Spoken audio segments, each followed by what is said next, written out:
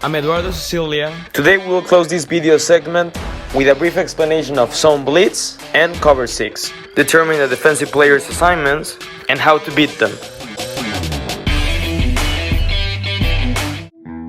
Once again, the Cover 6 is a strictly zone-based coverage. Now, unlike the other covers, no, we won't have 6 men deep.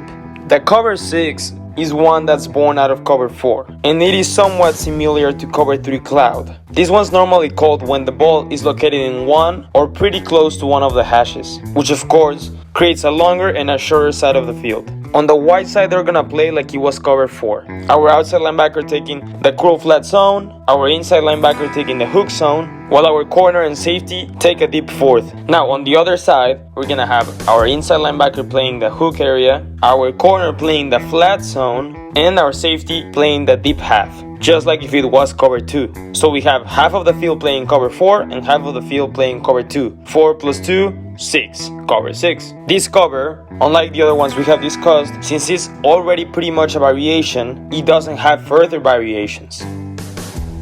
Just like we talked about blitzes in man coverage, you can also execute them in zone coverages. As we discussed, if there's a blitz in Cover 1 or Cover 0, there's gonna be someone replacing that player while he's going after the quarterback. Now in zone coverages, it's the same case, but someone's gonna take their zone responsibility instead of a man responsibility. Now we gotta take into account that all the covers we have discussed so far consider 4 men rushing the quarterback, while 7 cover zones in the back end of the defense. Since a blitz is one that involves 5 or more players rushing the quarterback, that means we're gonna sacrifice one of the zones in the back end. Now I won't go into deep analysis of every zone blitz, their names, its variations, and all the formations from which they can be executed, because that would take me hours. But let's take a look at an example. The most common name used for this type of blitzes is known as fire zone. For example, in this case we have the Mike linebacker and the Sam linebacker blitzing, while the defensive end, who's normally expected to be rushing the quarterback, replaces one of their zones. As we can tell, when it comes to a cover standpoint, this is a Cover 3,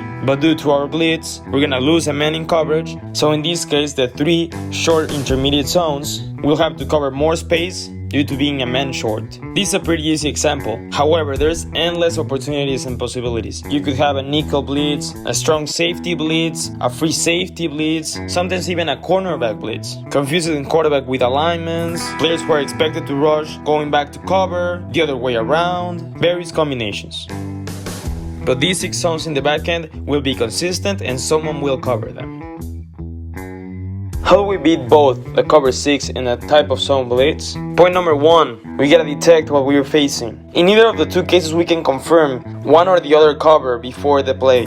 Both are variations, but we gotta detect who's blitzing us, from what side are they doing it, who's replacing their zone, in which side they're playing Cover 2, in which side they're playing Cover 4, and we gotta do this in the quickest way possible. Number 2, we gotta attack the vulnerable zones. If we want to attack a Cover 6, on one side we'll have the same vulnerable zones as the Cover 2 and the other hand as the Cover 4. All of these here I'm marking them with green. In the case of the zone blitz, we're normally gonna have the same vulnerable spots as the Cover 3, added to the fact that the intermediate zones will be a little bit weaker since there's one less defensive player helping in that area. Although of course we have to account for the blitz and have enough people either pass protecting or having a short hot route attacking that voided area by the blitzing defender. Number 3, create conflict. In case of facing a zone blitz, just like we explained, if we have a player assigned to either blocking the blitz or taking their specific area, it's gonna put that blitz in conflict. Coupled with the fact that we have to attack the same zones we would in the Cover 3. Just like in the Cover 6, where we're gonna create conflict in both sides of the field respectively. And last but not least, number 4, like always, tendencies.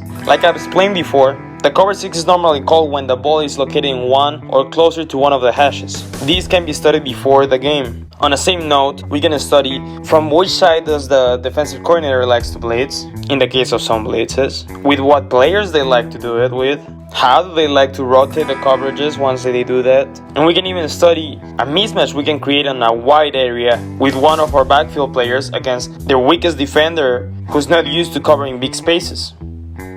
That's it for today. Don't forget to subscribe. Once again, I'm Eduardo, Sicilia, and this was 2% Football Camp.